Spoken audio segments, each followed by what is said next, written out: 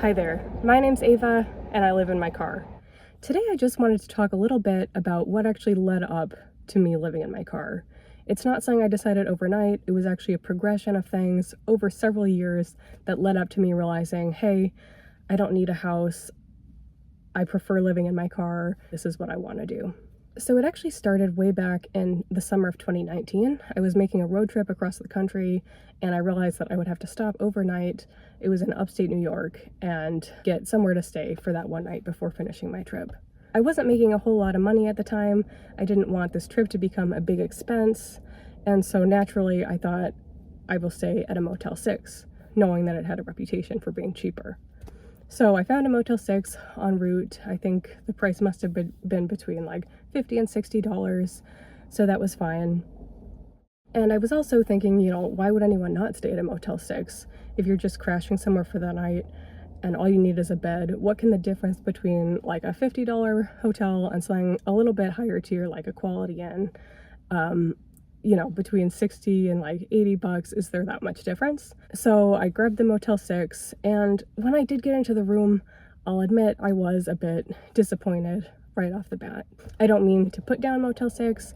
They are an affordable chain that works great for a lot of people. For me, I just didn't know what I was getting into. I hadn't even had that many experiences staying at hotels, and I hadn't stayed at a Motel 6 before. And I think it also does vary depending on where you are, but this particular one just was not so great. It was a little bit dirty. The walls seemed rickety. It just didn't feel like it was like sturdily built. The bathroom was a little bit dirty. The shower was one of those squares in the floor. It was kind of a rude awakening to see, okay, this is why there is a drop off between like $80 or $90 hotel and a Motel 6, or at least this particular Motel 6. But that was okay. I was only there for somewhere to crash. I just really needed a bed and I would be on my way the next morning anyway, so it was no big deal. But the problem occurred actually later in the night. I fell asleep quickly. I was totally exhausted, but I woke up just a few hours later. It was maybe 2 or 3 in the morning, and I just had the worst allergies I've ever had in my whole life. And that's probably my fault. I'm sure their policy allows pets, so it's something that I was naive to not ask about, but I do have a cat allergy, and my best guess is that there were many, many cats that had stayed in this room because the allergies were just like nothing I'd ever experienced. I was wheezing, I was coughing, I was sneezing, my eyes were all swollen. So I really woke up. It was not something that a Claritin was going to make a dent in, so my only option was just to beeline to the car as fast as I could and try to get a few hours more sleep in there before continuing on my trip. So I do remember waking up the next day. There were some people like kind of walking around. I think the motel owner was like outside, so I felt a little bit embarrassed being in the car and like wondering what people would think, but it was no big deal. I think I went back into the room, packed up my stuff. At the time I noticed, oh, sleeping in the car is not bad. Like I slept better than I expected.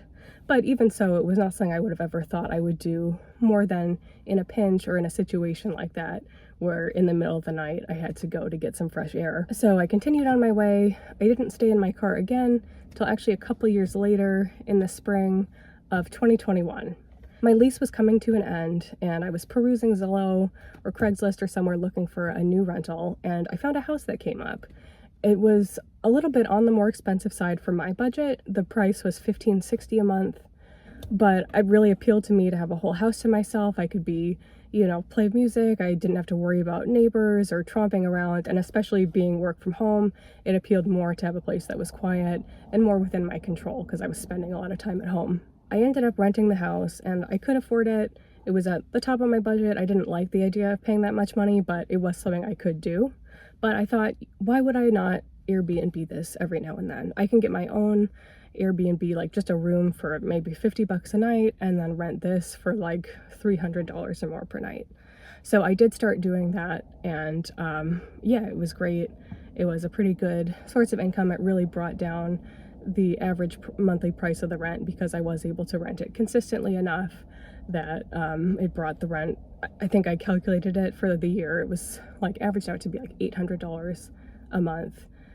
So altogether the Airbnb subsidized about half of the rent. The only problem was that I ended up just having not so good experiences in these Airbnbs I stayed at. I didn't want it to cut into the profit margin because the whole point of Airbnbing my place was to make a profit. So I didn't want to pick like an expensive Airbnb for myself because then the whole thing would just be pointless. So I tried to pick places with good reviews, good ratings, but even so, I just had some experience that were not so good. And the last straw was I stayed at this place that had high reviews. I was excited. It looked really nice in the pictures, but then the host she was very uncomfortable. She gave me a hard time about the check-in process, and I just really did not like staying at her house. It was only for about 2 nights, but I would just hear her like talking to herself, and I remember thinking like I was trying to sleep and she was like saying some sort of weird like commands or something, and it seemed like she was like talking to a dog or something, but there was no dog. So it was super weird. I took a bath one night and she would like knock on the door and check in on me, and it just felt very, very uncomfortable, and I couldn't wait to leave. And when I left, I was thinking, oh, I do not want to do that again. I think that was a bad experience. There's lots of great Airbnbs and wonderful hosts who will make you comfortable, mostly leave you alone. Yeah, I was like, I just do not want to do that again. This is too risky, too unknown, and it's still like enough money where it's not worth it to cut into my profit. So at that point, I did think back to the trip I had taken in 2019, how I was able to stay in my car and have peace and quiet, do things on my own terms, and actually pay nothing. So I started just staying in my car every time I Airbnb'd, and the time would fly by. I would actually always have a good time that weekend because I would be out and about.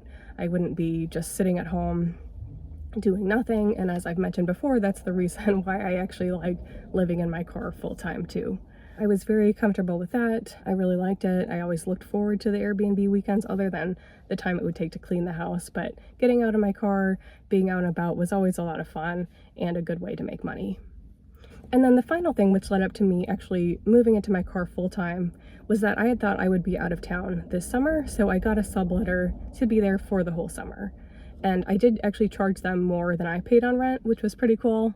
Potentially I could still make more Airbnbing, but since I am actually renting the house, I had to do the Airbnb kind of under the table. I didn't want to make my neighbors uncomfortable or have my landlord find out that I was Airbnbing it. So I felt a little bit more comfortable having a long-term subletter who was more vetted and would not draw attention or make the neighbors realize I was doing an Airbnb. And then I did end up being in town for the summer after all. And at first I looked around. I was back on Craigslist trying to find a sublet. I didn't find much I wanted, and even then it did seem like too long to be permanently in the car, but I hadn't found another option, and I realized honestly I like living in the car, and so I just moved in. I stopped looking for sublets. I have another subletter coming to take over for the end of the lease at my house when the current people move out, and I'm glad it'll be off my hands. I just would not want a sublet at this point. It's great living in the car. It costs nothing. I can do things on my own terms. I have so much freedom. I love the lifestyle, as I've talked about in many of my other videos, and it's great. So yeah, that's the story of how I ended up here. Even for somebody who you wouldn't expect to. I'm not somebody who likes traveling or road tripping particularly. I feel like a lot of people on here were naturally outdoors types or people who were gonna, you know, do a trek across the United States. That's not me. I stay mostly in the same place and I love it. It's great. Thank you for watching. Thank you for being interested in this, and I'll see you in the next video.